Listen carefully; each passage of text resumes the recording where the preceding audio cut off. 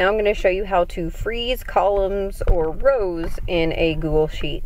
So all you do is you go to View, and you go to Freeze, and then you tell it, do you want to freeze rows? Do you want it to freeze columns? How do you want to do that? Also, depending on where your cursor is, it will freeze up to that column. So currently, my cursor is in the third column. See, that's why it's blue right there.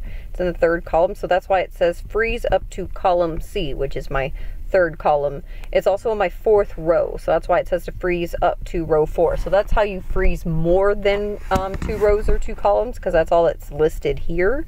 So I could freeze these top 4, so no matter where I scroll now, those top 4, now that I'm in 158, will never ever ever move, no matter where I go.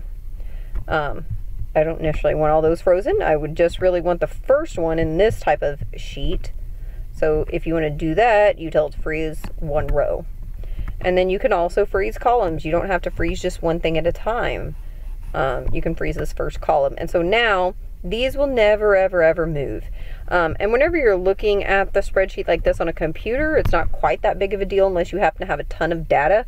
But if you're looking at the same sheet on another device, on your phone, on a tablet, it doesn't show this much at one time. So freezing is very helpful if you're going to move between devices and use your sheets.